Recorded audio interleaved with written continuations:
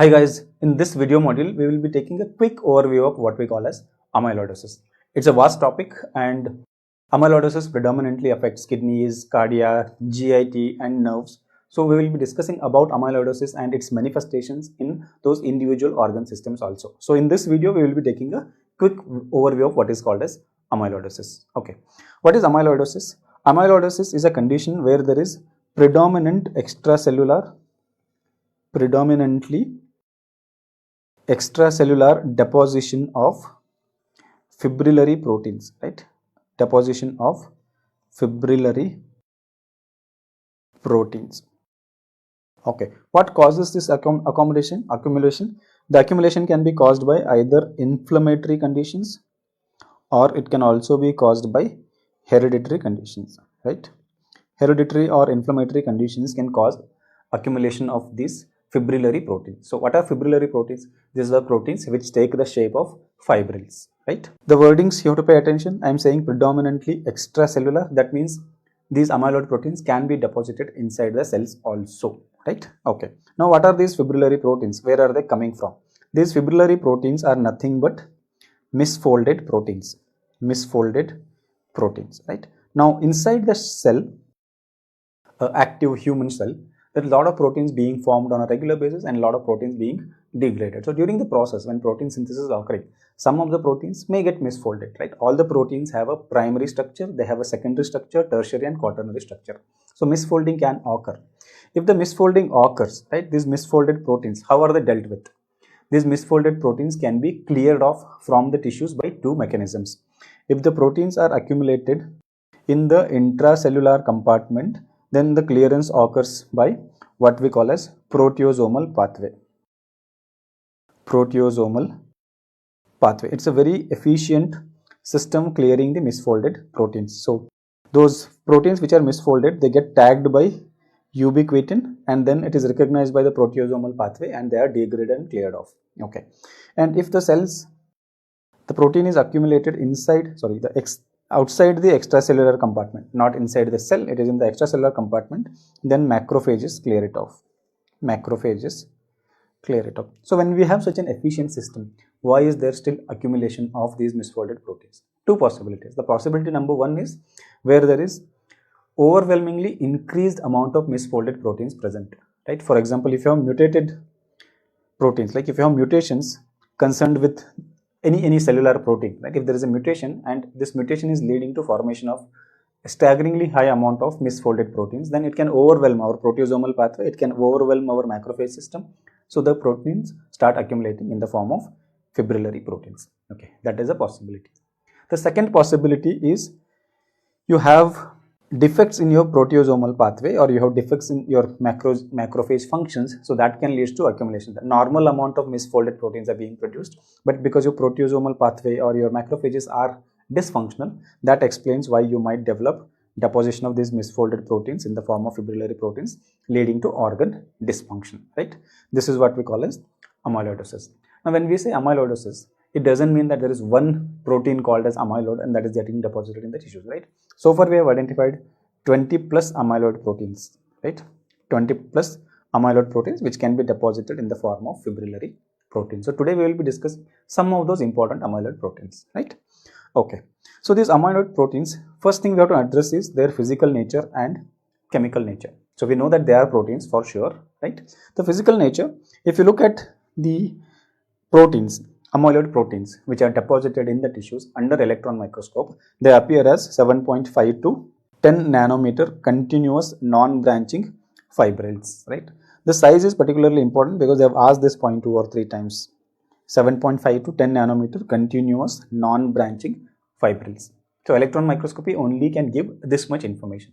It can't tell you about the nature, in the sense what kind of protein it is, right? If you do X-ray crystallography or infrared spectroscopy, there we will be able to understand the secondary structure of these proteins, right? So secondary structure shows that it is cross beta pleated sheet, right? You know the pleats, like when you fold your clothes and all, you can create pleats. So it is a beta pleated sheet, cross beta pleated sheet, and this cross beta pleated sheet nature is what gives rise to what we characteristically call as apple green birefringence, right? Apple green birefringence when we stain it with Congo red and study under polarized light, right? So this is something that we very well know from our pathology days, right? Like if the image is given to us, we quickly used to catch it up, right? Congo red, polarized light giving apple green birefringence. This birefringence comes because of this cross beta pleated sheet. Okay, this is the physical nature of amyloid proteins. Now, what is the chemical nature of amyloid proteins? They are proteins for sure, right? So these fibrillary proteins, the ones that are deposited in the tissues, they have a precursor protein. From there they get misfolded and then they get deposited. So the ones which are deposited in the tissues, right, they compose of two components, the fibrillar protein proper and a P component, right? Because some of these proteins need not be pure proteins. They can be like glycoproteins or something. So there may be additional attachments. So this P component is the additional attachment. So fibrillar proteins account for 95% of the mass of amyloid proteins, and the P components account for around 5%, right? So these P components are the ones like your glycosaminoglycans or proteoglycans, right? These are the P components, right? Okay. So we will hear about this P component in the form of when we talk about serum amyloid P protein, right? We say serum amyloid P protein.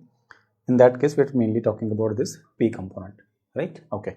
So that is about the amyloid proteins. Now coming to the biochemical forms of amyloid proteins, they are generally classified into major amyloid proteins and minor amyloid proteins, right? So what are the major amyloid proteins? There are three: AL, AA and A beta, right? So whenever we discuss amyloidosis, there are a few things to know. One is, what is the precursor protein? What is the misfolded amyloid form of the protein, right? And what is the disease it is associated with? And fourth thing, what is the characteristic clinical presentation, right? So first let us talk about this, what is known as AL amyloidosis, right? So first we will be talking about the precursor protein, then we will be talking about the fibrillar protein, and then we will be talking about the disease. Okay, so for AL amyloidosis, the precursor protein is which one? It is the light chain of immunoglobulins. Light chain of immunoglobulins. That is the precursor protein, right? And particularly it is the lambda chain, right? So most common, like other chains, other components can be affected, but it is particularly most commonly the lambda chain which is deposited, right? That is a precursor protein. So what is the fibrillar protein of this? Fibrillar protein is what we call as AL, right? That's why it's called as AL amyloidosis. Okay. So in which disease we see this occurring? We see this in patients having plasma cell dyscrasias.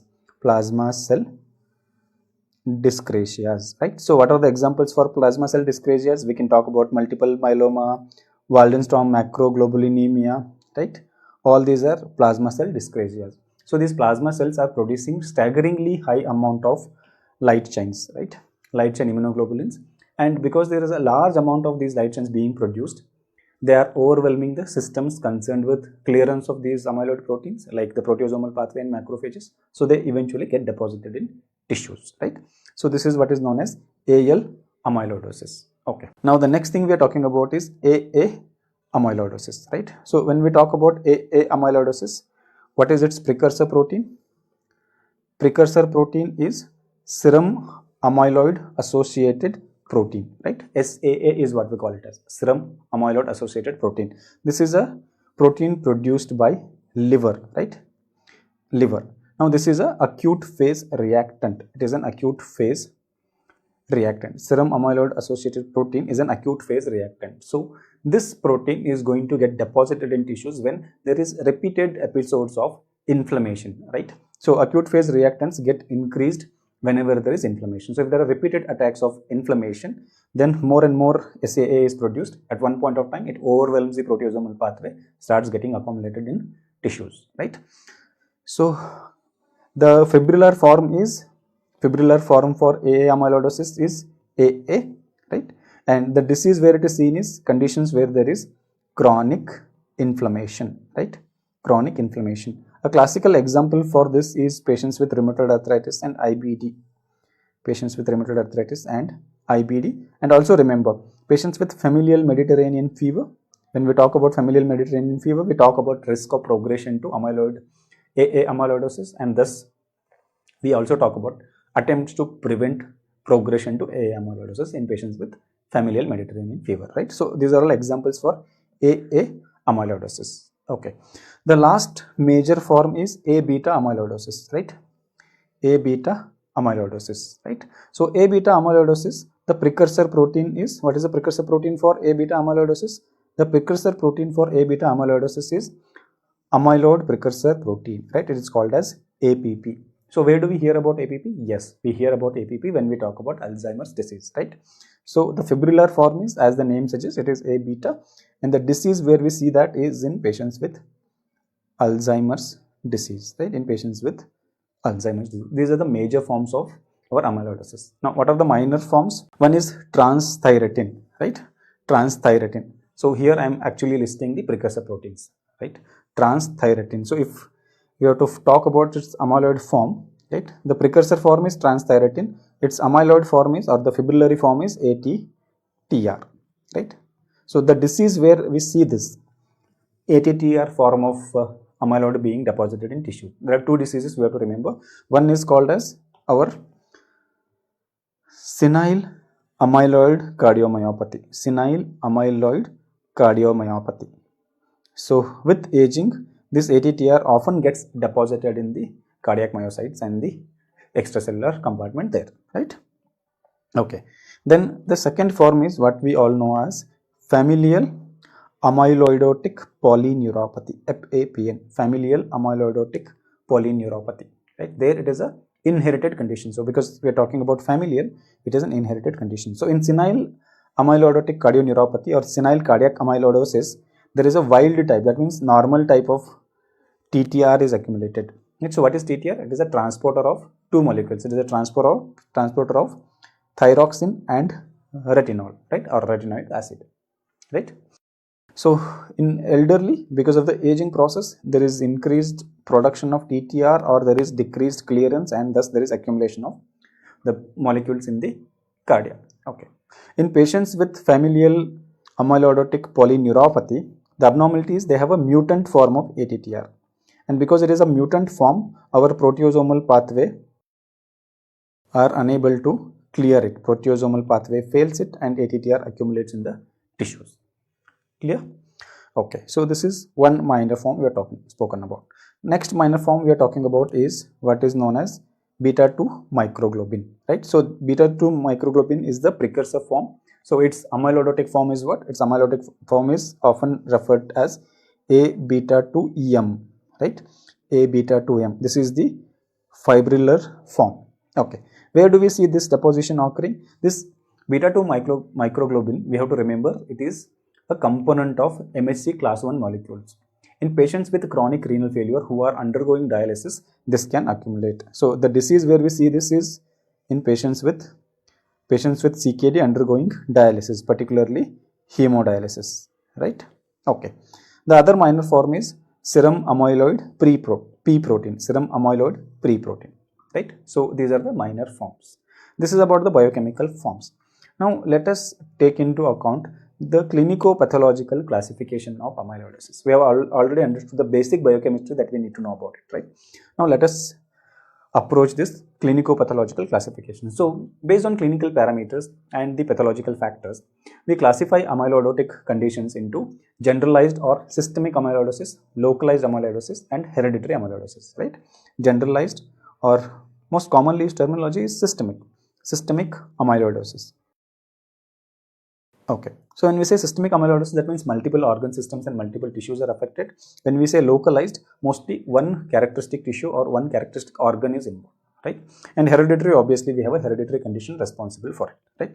So this generalized amyloidosis are of three types. One is our what is called as primary amyloidosis, right? Primary amyloidosis. So here also let us address in a very similar fashion. So let us see what is the precursor protein. Let us see what is the fibrillar protein and what is the disease. Precursor protein, fibrillar protein, and disease, right? So for primary amyloidosis, the precursor protein is what? The precursor protein is immunoglobulin light chain, right? So which type of amyloidosis we are talking about? We are talking about AL type of amyloidosis. The disease is plasma cell dyscrasia. The disease is plasma cell dyscrasias like multiple myeloma. So we're talking about systemic amyloidosis, so that means there will be multiple organ involved. We will discuss the organ involvement in the next module, right?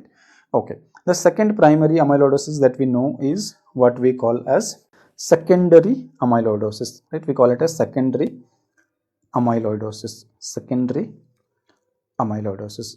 So what is the precursor protein here? The precursor protein here is our serum amyloid associated protein. So what is the fibrillar form? The fibrillar form here is our AA amyloid. So what is the disease we are talking about? The disease we are talking about is chronic inflammatory conditions, right? So what are the chronic inflammatory conditions of relevance? Particularly IBD, right? Then familial Mediterranean fever, IBD, rheumatoid arthritis, and anything else that can be associated with chronic inflammation, right?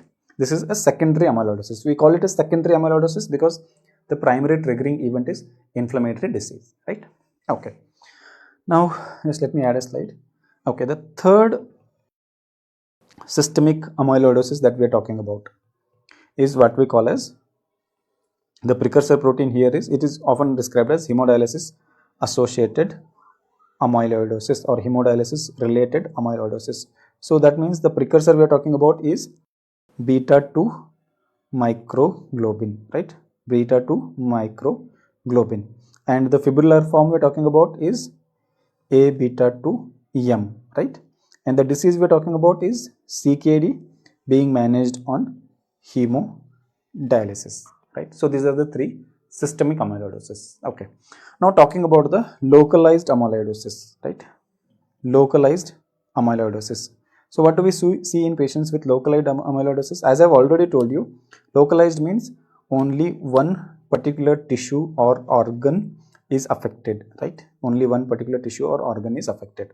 So we have two important categories.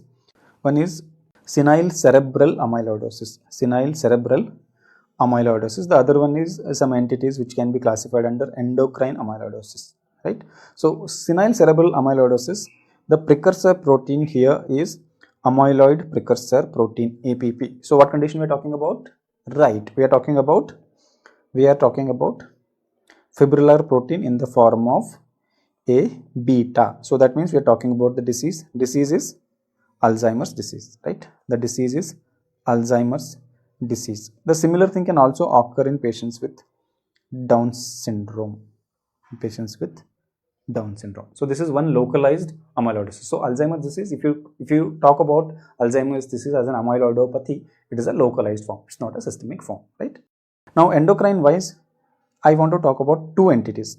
Okay. One, let me say what is the precursor protein and fibrillar protein, and then you will tell me what is the disease I am talking about, right? The precursor protein is calcitonin. Calcitonin is a precursor protein and the fibrillar form is ACAL. We call it as ACAL. So what is the disease I am talking about? Yes, medullary thyroid carcinoma. So patients with medullary thyroid carcinoma patients can present with a localized form of amyloidosis, right? The thyroid gland is affected, right? So here the amyloidosis is restricted to thyroid gland involvement. Okay. The second thing I'm talking about is what is known as the precursor protein I'm talking about is islet amyloid polypeptide, IAPP, islet amyloid polypeptide, right? So where we see that is our precursor protein. So in that case, fibrillary protein will be amyloid AIAPP, right? So the disease I'm talking about is type 2 diabetes mellitus, and here the amyloidosis is locally restricted to pancreas. Locally restricted to pancreas.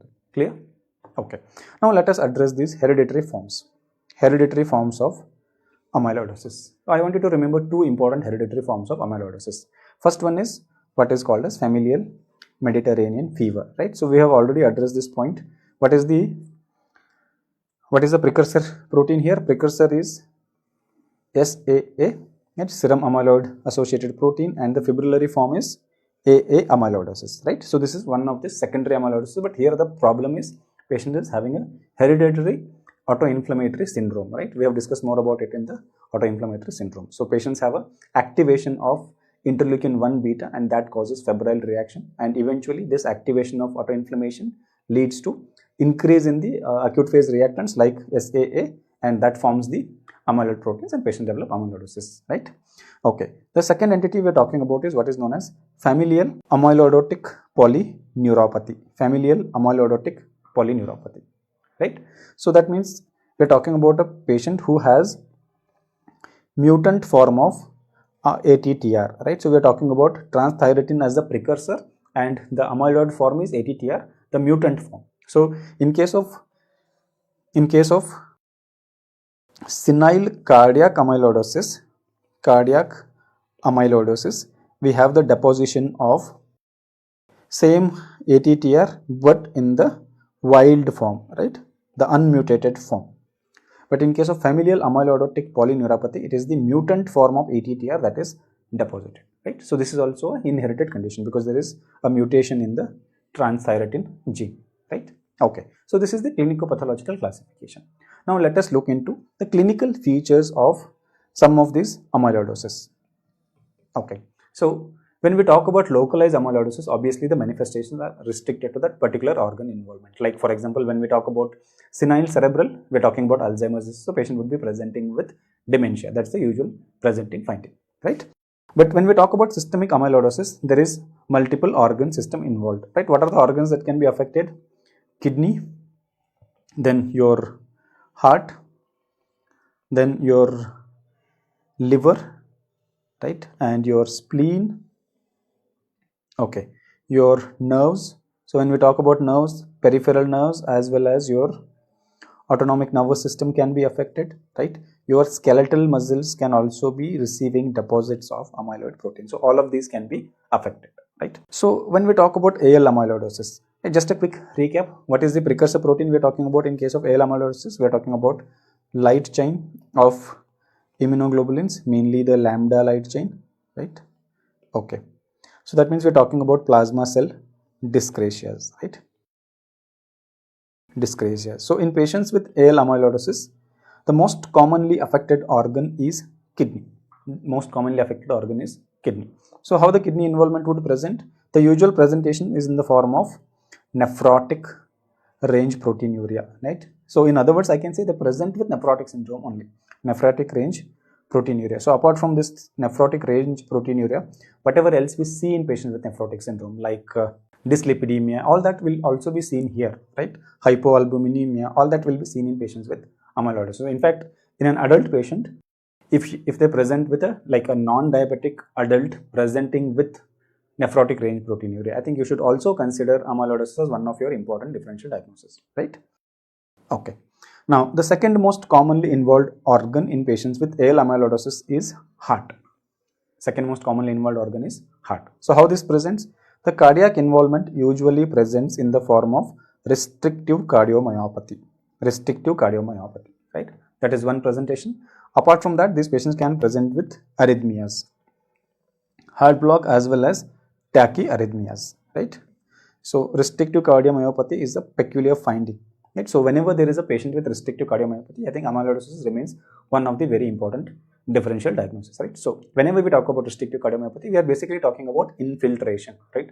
The infiltration could be anything. Amyloidosis can also be one of them, right? Okay. So if there is involvement of liver, it usually presents in the form of hepatomegaly, right? And it can be often associated with deranged LFT. Okay. Spleen involvement characteristically presents with splenomegaly, right? Splenomegaly, and from pathology days we remember this as Lardasius spleen, right? We remember it as Lardasius spleen. Nerve involvement can occur. Nerve involvement can cause peripheral neuropathy, and there can be autonomic nervous system involvement. Whenever there is peripheral neuropathy, right, it is usually in the form of small fiber neuropathy, and the small fiber neuropathy here is predominantly affecting the, it is length dependent, so it is predominantly affecting the lower limb first. Eventually upper limb gets involved, right? Okay, and the autonomic neuropathy typically manifests in the form of resting tachycardia, diarrhea or constipation, right? This is the usual manifestation. Orthostatic hypotension, those are all the usual manifestations of autonomic nervous system involvement. Now, deposition of amyloids in skeletal muscles can also cause weakness, fatigue, and in fact, the most commonly described complaint of patients with amyloidosis is generalized weakness and fatigue, right? And also vague muscle pains. Okay, that can occur, and sometimes deposition of these amyloid proteins in the tongue can cause what is known as macroglossia, right? Macroglossia. Okay, that is one point. Now, apart from this, amyloidosis AL particularly can also cause what is known as raccoon eyes. Raccoon eyes. So, what do we see in raccoon eyes? Patients develop ecchymotic patches around ecchymosis around the orbits. Right. This ecchymosis is because of two things. One is amyloidosis can cause vasculopathy, right? And amyloidosis also increases the bleeding tendency. The bleeding tendency increases. Why there is increased bleeding tendency? It is believed that coagulation factor 10, right, can be sequestered by amyloid protein. Can be sequestered by amyloid protein. So because of that, the 10 is now sequestered. It is not like it is bound. It is not actively available, right? So that can cause bleeding tendency. So both put together, there is often ecchymotic patches, rare but pathognomonic ecchymotic patches around both eyes, what is known as raccoon eyes, right?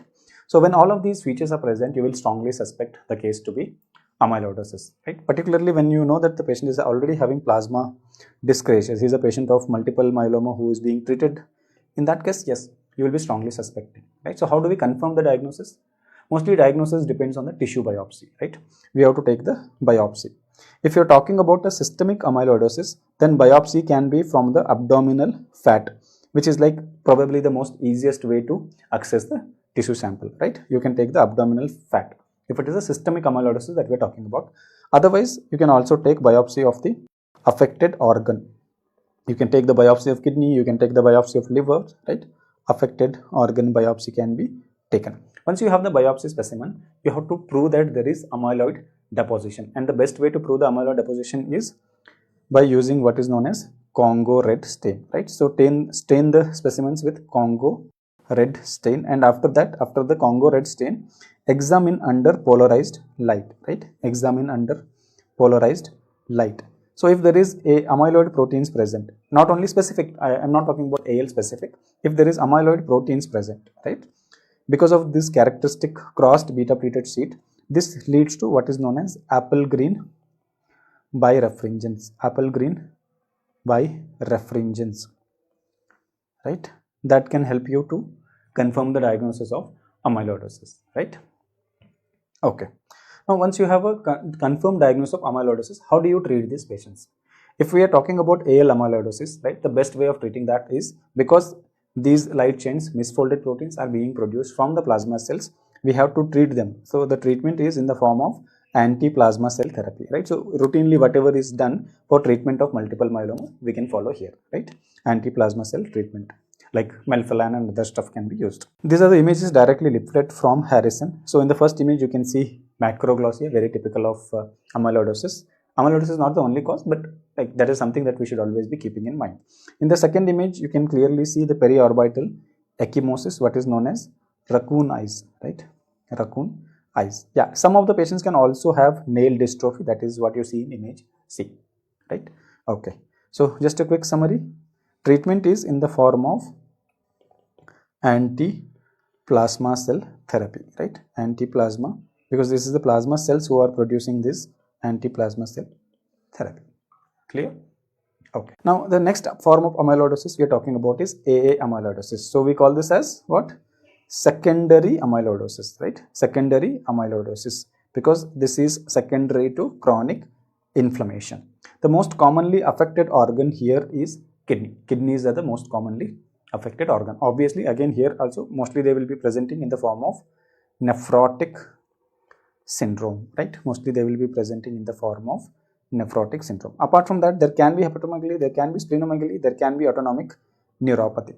Okay. Now, how do we treat these patients? The first and foremost important approach is to try treating their underlying chronic inflammatory disorder, right? So, treat their underlying inflammatory disorder, right? So, treating the underlying inflammatory disorder is the most important thing when it comes to management of secondary amyloidosis. At least if it is not able to revert the amyloidotic changes that are already occurring, this will at least stop or halt the progression of further accumulation of amyloid proteins, right? So for example, if you're talking about rheumatoid arthritis or IBD, control the disease activity, right? Modify medications, do whatever it takes to control the disease activity, and once the disease activity is controlled, right, the acute phase reactants, the SAA contributing to AA gets reduced, and thus the tissue deposition of these misfolded proteins starts getting reduced, right? That is one thing. Now, if you're talking about familial Mediterranean fever, at least for these patients, we have some hope. The patients with familial Mediterranean fever, their progression of amyloidosis can be prevented by, what is the drug? It can be prevented by colchicine, right? It can be prevented by colchicine. Okay.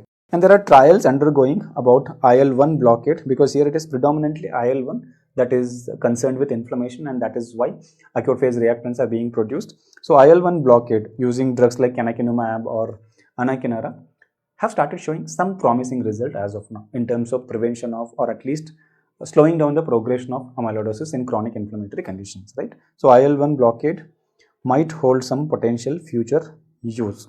Okay, but as of now, the only approved or a proven benefit with pharmacotherapy is for patients with familial Mediterranean fever, where the progression of amyloidosis is prevented by colchicine, right? So this is one point I want you to note. I think we have already discussed the dose of colchicine, right, in the familial Mediterranean fever, so let us not waste our time here. Okay, so that is about AA amyloidosis. The last amyloidosis I'm talking about is ATTR, right? So that means the precursor here is transthyretin. Now we have discussed two conditions where the transthyretin misfolded protein is deposited in tissues, right? What are the two conditions? The first we spoke about was there is cardiac involvement, right? So what is called as senile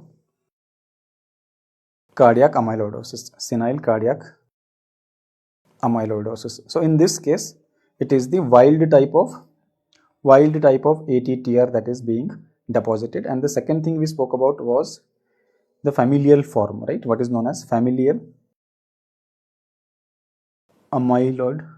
amyloidotic polyneuropathy, right? Polyneuropathy. So in this condition, patients predominantly present with peripheral and autonomic neuropathy, right? That is typical familial amyloidotic polyneuropathy. Here it is hereditary, so it is the mutant form of ATTR that is being deposited, right? So can we do something to treat these patients? As of now, we don't have anything great to offer, right? Mostly it is supportive care, right? So treatment of these patients is in the form of supportive care, but few trials have shown that a drug called diflunisal may be helpful in preventing progression of familial amyloidotic polyneuropathy. The polyneuropathy can be prevented. The progression of polyneuropathy can be prevented. How this diflunisal works? This diflunisal actually works by stabilizing the tetrad of, or the tetramer of ATTR, right? So the TTR, the transthyretin, when it is formed, it usually assumes this tetrameric form. This tetrameric form then just get degraded to monomeric form, and once it is in the monomeric form, it gets misfolded, gets deposited in the tissues. So if you restrict its transition from the tetrameric form to monomeric form, you stabilize the tetrameric form. In that case, monomeric form is not formed, so it is not getting misfolded, it doesn't get deposited in the tissues, right? So this diflunisal stabilizes the tetrameric form, tetrameric form of transthyretin, right? So this is how it is helpful in preventing, and trials are going on to understand if diflunisal will be helpful in preventing the progression of cardiac amyloidosis. So let us see what the trial results come in future. So this is a quick summary of amyloidosis. I think the important MCQ points, the basic MCQ points we have already addressed. Inside those individual organ systems, more coverage will be done. So I would recommend you to go through those individual organ videos. Like for example, nephrology, Dr. Manoj has covered amyloidosis, particularly from the viewpoint of a nephrologist.